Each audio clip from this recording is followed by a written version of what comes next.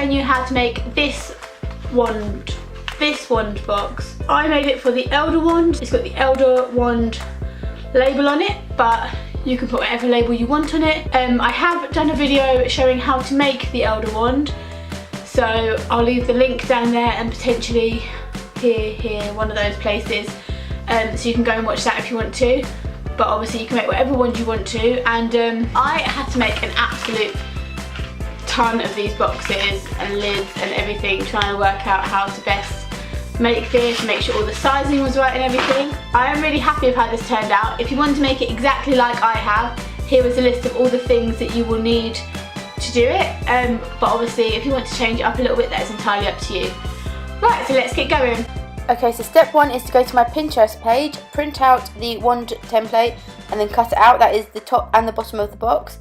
And then I've just used a ruler and a nail art tool, but you could use anything, maybe the end of a paintbrush, something that's not sharp but is pointy, to score along all of the lines, and it'll make it a lot easier to fold them properly.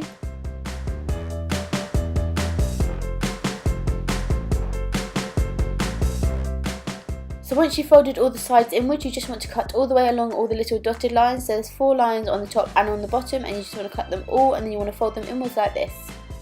Then I just use this double-sided tape pen that I have, and I put a little bit of double-sided tape on the inside of each tab and then stuck it onto the inside of the box. Just watch what I'm doing if that doesn't make sense.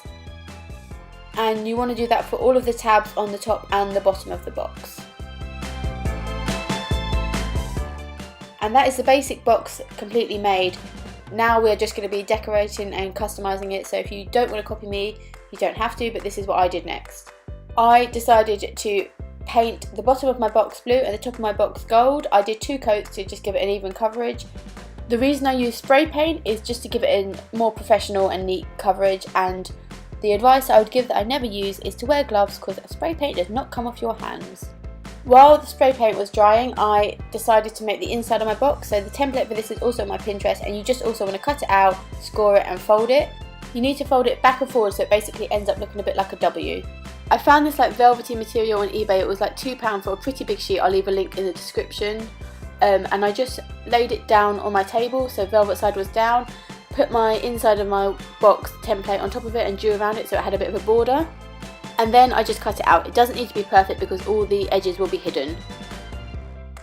This bit is a little bit tricky to explain, but you're going to keep the velvet side down on the table and we're going to stick the template to it. As I said earlier, it's folded a little bit like a W, so you basically want to stick it so the 2 points are against the fabric and the 3 points are away from it. If you watch what I do, it should kind of make sense, and I use Mod Podge because I tested a lot of different glues, and once it had dried, Mod Podge was probably the best. Once you've stuck down the first side, you're going to want to let it dry before you try and wrap the fabric around it, but it didn't take more than half an hour. It will help if you have a book or something to put on it. Shout out Zoella. And once it has dried, and honestly it didn't take more than half an hour, I just cut all the corners off because it makes it so much easier to fold the fabric around it when you want to stick it down. You don't need to worry about this being too neat because it's all going to be folded behind and hidden underneath. I covered the whole piece of cardboard in Mod Podge. Only a little bit of it is going to be stuck down, but it kind of hardened it and it worked quite well.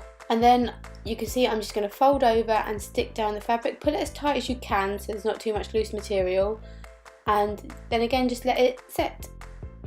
Sorry about the lighting change here. By the time it had dried, it was dark.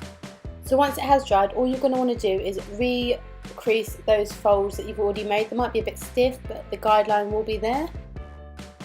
And my box has also dried now, and I'm really happy with the finish on it. So all you need to do is take your bottom half of your box and place inside the velvet template that you have made. It should fit in almost perfectly. I have decided not to stick it, but if you want to, a glue gun would work pretty well. But it fits in there pretty nicely. And then there is your basic box. Now I'm going to be using this box to store my Elder Wand, and I have done a DIY on how I made that, and I will leave a link in the description. But I just wanted to check that it would fit perfectly, so that's what I did.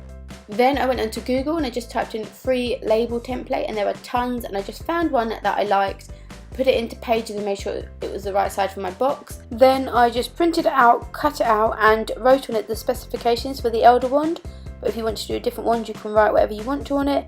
And then I just use my double-sided sticky pen again to just stick it onto my box.